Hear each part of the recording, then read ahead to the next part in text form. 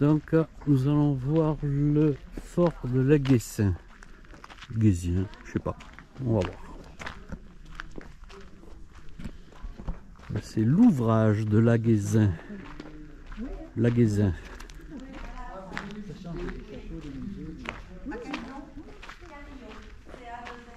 Donc déjà, nous avons une infirmière pour nous soigner au cas où.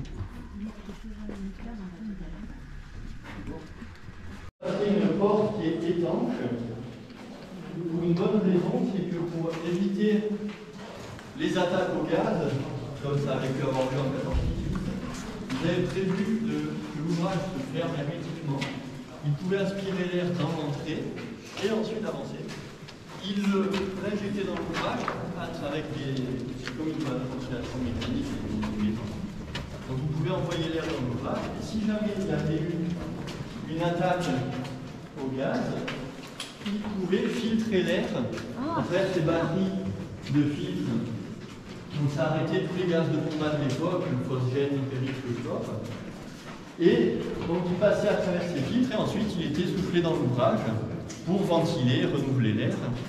Puisque l'ouvrage, au moment de la guerre, l'équipage est monté jusqu'à 400 soldats. Donc c'était à nombreux. 400 personnes, ça veut dire qu'il y a du gaz carbonique, il faut ventiler, aérer, etc.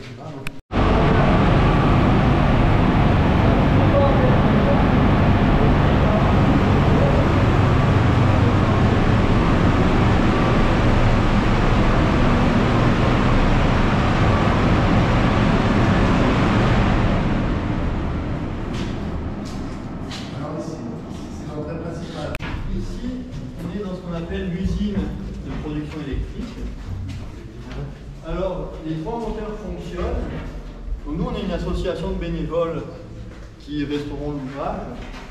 Et donc, le but, c'est de le remettre en état. C'est pas de faire des bruitages, d'enregistrer, de mettre des haut-parleurs ou quoi. C'est de mettre tout fonctionnel pour que les gens puissent voir la réalité des choses. Donc, la ventile marche, les moteurs fonctionnent. On remet progressivement tout en état de marche. Donc ces moteurs servaient, comme je vous l'ai dit, à produire le courant en cas de coupure de la ligne électrique.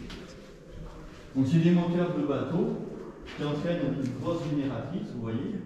Donc un moteur suffit à alimenter tout le fort en électricité. Donc ça sert pour la lumière, pour les bonnes charges électriques, la tourelle, etc. Si jamais vous avez besoin de plus de puissance, vous pouvez couper deux génératrices avec ce système qu'on appelle le feu tournant. Donc vu qu'il n'y a pas d'électronique, se mettre en place des produits pour informatique. C'est tout simplement des jeux qui utilisent l'accélérateur dans l'avancier avec le régime moteur pour aligner les courbes de courant. C'est réussi, puis ça fonctionne. Donc voilà, on peut aligner les deux moteurs. Et par sécurité, en cas d'avarie, il y en a un troisième prêt à contrôler au cas où. C'est toujours, vous voyez, des systèmes, il y a toujours un mode manuel, il y a toujours un truc pour jamais se retrouver dans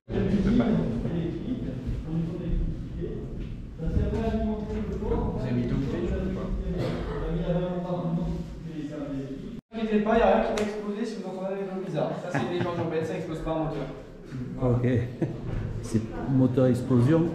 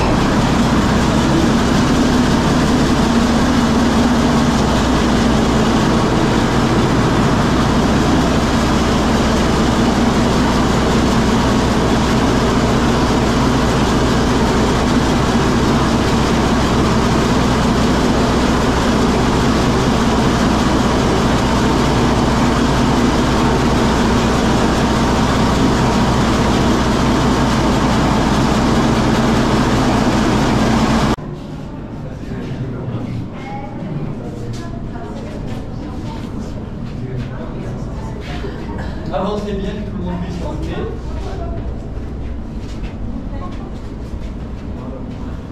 Alors, vous pouvez crier un peu moins fort, c'est bien. Donc là, on arrive dans toute cette zone qui est les postes de commandement.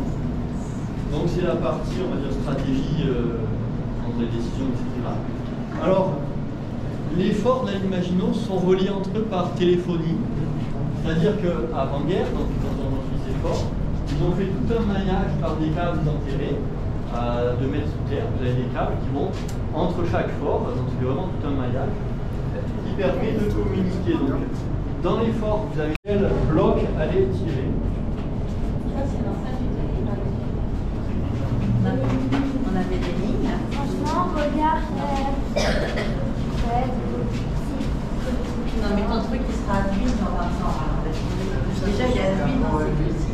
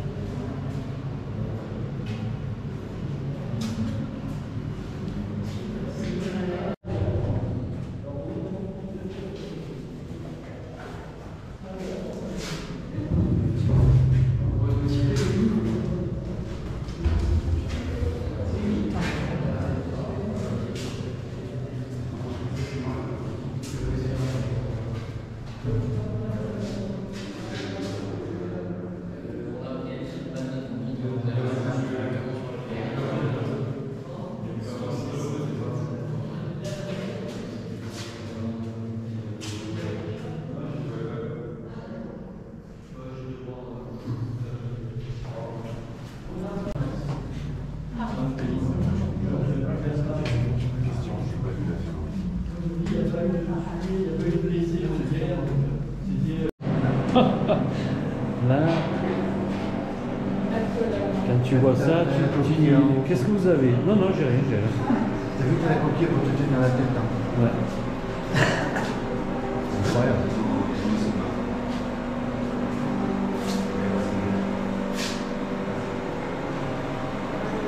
Pour tenir la tête.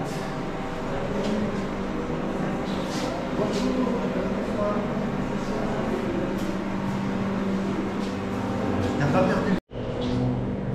Ah, mais c'est dégueulasse. Rémi, viens voir. Vous nous prendrez une ampoule matin, midi et soir. Putain.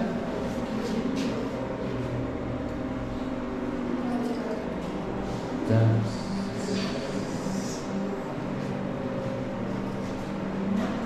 Ça donne. Ouais, c'est les. Comment ça s'appelle ta coquille? Ça là, ouais, c'est pour immobiliser. C'est les coquilles. Ouais. Incroyable.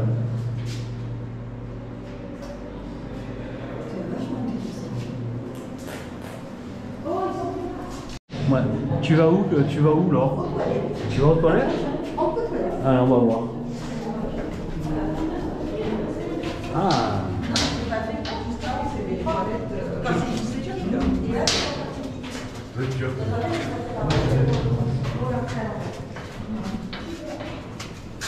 C'est les toilettes turques. C'est bien parce que là, tu pouvais discuter. On t'a pas encore en On se sent jamais seul dans la toilette. Non, c'est vrai. Mais par rapport à l'époque, c'est très suffisant. Il y a rien comme gant, on peut vous laver proprement. Si vous faites du pivois, vous n'allez pas prendre des douches chaudes tous les jours aussi. Donc, pour une situation de guerre, c'est absolument correct, comme je disais. Donc, ils faisaient leurs toilettes ici. Un plateau, comme vous avez vu, un plateau sur bille et que vous tournez. Stop. Maintenant, tu tournes. Il va continuer par là.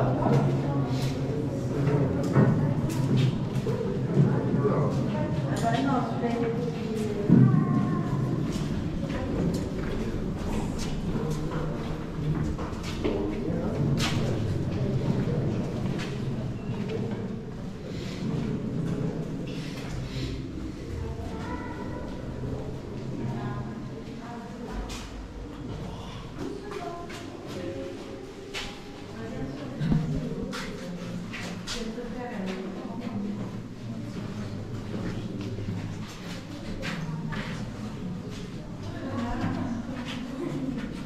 Ceux qui sont en blanc, ne vous sautez pas trop. Ouais, moi je suis pas en blanc.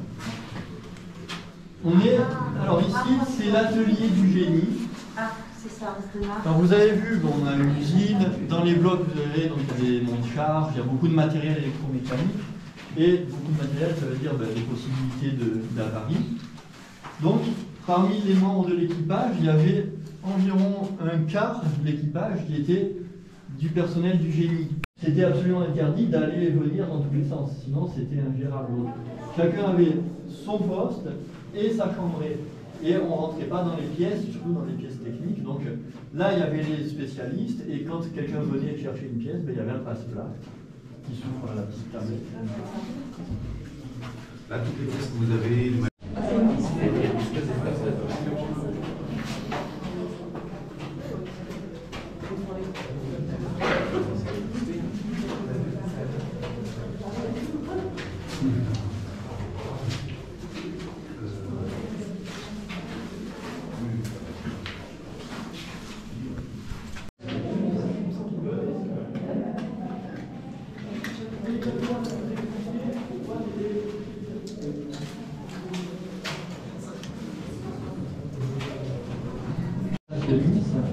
il y avait les ports du Mont-Chauve, la Crête, la Retraite. Tu fais une vidéo? C'est des ports plus anciens. J'ai fait une vidéo. Pardon? Laquelle? Oh! À laquelle il y a un ports. Pendant les combats, le téléphone est difficile à utiliser à cause du bruit et du risque d'erreur. Et puis même pendant l'affolement des combats, il y a de l'agitation, etc. Donc ils ont trouvé un système plus simple, plus efficace, qui est visuel. C'est-à-dire que vous avez ces transmetteurs électromécaniques. Sur ce cadran, vous avez tous les types d'ordres qui servent à faire fonctionner la tourelle. Donc vous avez des coordonnées, des types de tirs différents, etc. Alors, un ordre est donné par l'officier. Je tourne ce volant. Je mets par exemple tir continu ici. Dans le bloc, ils ont la même machine. Il y a un voyant qui s'allume. Donc ça veut dire qu'il y a un ordre qui est arrivé. Et ils ont aussi une petite sonnerie, une petite cloche qui est ressentie. Ça veut dire qu'il y a un ordre. Donc ils notent l'ordre sur leur cahier. Et pour accuser réception, ils ont également un volant. Et quand eux tournent le volant, l'aiguille noire qui est ici va venir se mettre par-dessus la rouge et couper la lumière. Ça veut dire qu'ils ont compris et noté le tir, et on peut passer à l'ordre suivant. Alors que par téléphone, vous entendez mal, vous faites répéter, on peut faire des erreurs. Là non, vous avez l'ordre qui est affiché autant que vous avez besoin, jusqu'à ce qu'il soit noté par écrit, et vous pouvez passer à l'ordre suivant. Un accusé de réception, absolument. Voilà, venez par ici, et faites attention, comme je vous ai dit, vous voyez, c'est en entier.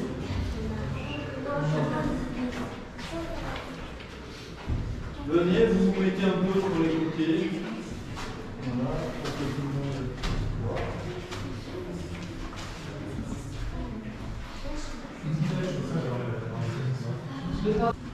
Donc là, je branche le courant continu. Hop, vous voyez, 110 volts continu. Je branche le moteur de batterie. Et donc là, le balancier va remonter, c'est-à-dire que la tourelle va descendre. D'accord ?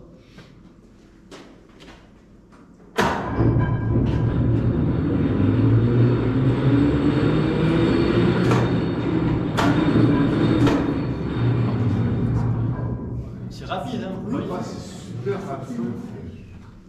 C'est très très rapide, hein. C'est quelques secondes, elle se mettait. C'est un moteur électrique là.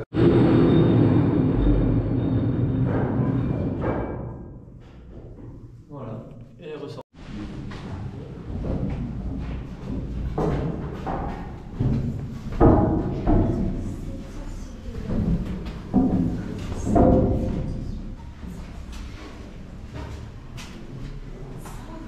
Faites le tour de la tourelle.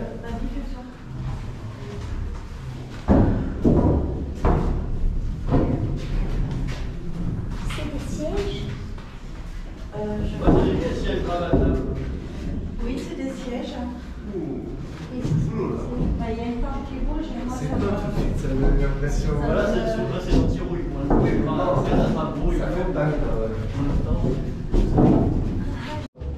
Pour alimenter les canons en obus, il y avait un système de noria électrique. Alors là, elles sont ouvertes, il n'y a pas les plaques, donc c'est pour ça que vous voyez les vis sans fin. Sinon, c'est à l'intérieur, c'est caché, quoi. Donc, on mettait les obus ici, on les enfilait l'un derrière l'autre, et il y avait un système de bascule électrique, il y a un moteur sur le côté. Les vis sans fin tournent en permanence, et donc les obus se mettent dans la vis, et hop, ça grimpe en quelques secondes à côté du canon. C'est comme ça qu'on arrivait à obtenir ces cadences de tir énormes. C'est par des systèmes mécaniques bien complexes, comme vous pouvez le voir. Donc là, on avait l'alimentation en obus de chaque côté. Toujours par sécurité, s'il n'y avait pas d'électricité, il y avait des norias à main, donc à manivelle. Donc vous avez une chaîne avec des petits supports, quoi, des petits crans qui montent une dizaine de degrés à 12 000 mètres. Ça vous fait vite des dizaines de mètres d'écart. Donc c'est pour ça qu'on a besoin de précision. Donc la manœuvre se fait, je vais après y aller. Un palan qui est dans le monorail, donc qui permet d'aller vers les magasins qui sont de chaque côté au fond, là, les casiers. Vous amenez un support comme ça qui a une cinquantaine de coups, il arrive là devant et vous le chargez à la main. Au fur et à mesure, vous prenez, vous les posez dedans et hop, il grimpe par la noria. Donc je vais mettre en route le moteur. C'était pas trop conduite.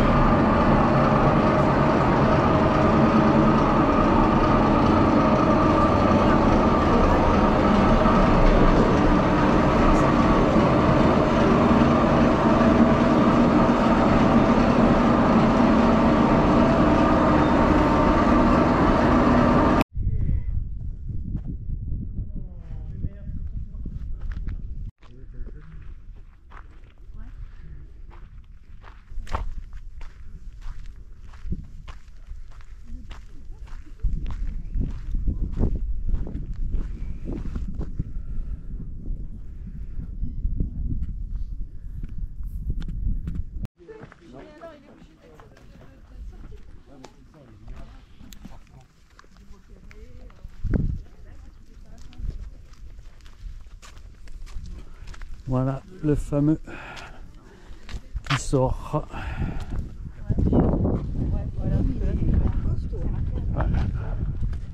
Et voilà les canons.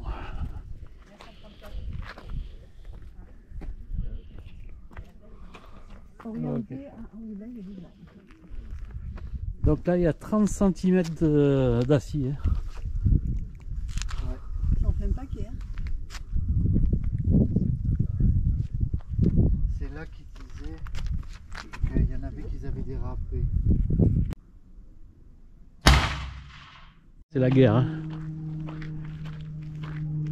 C'est la guerre, c'est la guerre. Vous entendez les avions. On va se mettre à l'abri.